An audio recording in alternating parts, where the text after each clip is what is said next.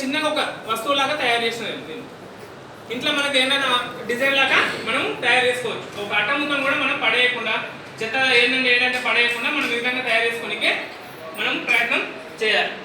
తర్వాత చీపురు పుల్లలు ఉంటాయి, వాడి పడేసింటాము.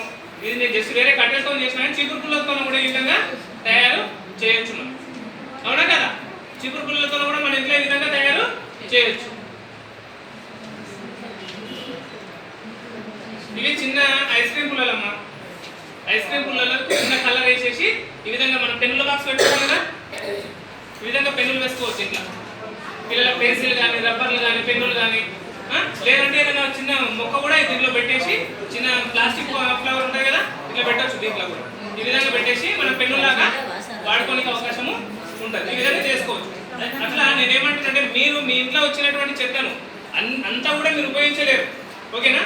మన ఇంటికి ఛాయ్ ఇప్పుడు ఎవరన్నా మన చుట్టాలు ఎవరైనా వస్తే ఏం చేస్తారు? మనం ఛాయ్ తీసుకురావాలంటే హోటల్కి ఛాయ్ తీసుకొస్తే ఏం చేస్తారు? ఏం గ్లాస్ ఇస్తారు? పేపర్ గ్లాసులు ఇస్తారు. ఇప్పుడు మనము స్టీల్ గ్లాసులు అందరికీ పోయట్లేదు కదా, పేపర్ గ్లాస్ ఇస్తారు. పేపర్ గ్లాసులతో మనం ఏ విధంగా తయారు చేస్తున్నామో చూడండి ఒకసారి.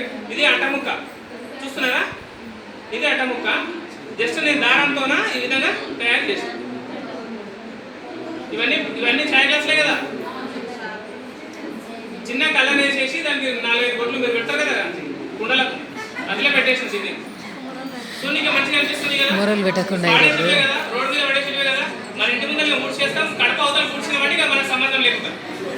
అవునా కదా?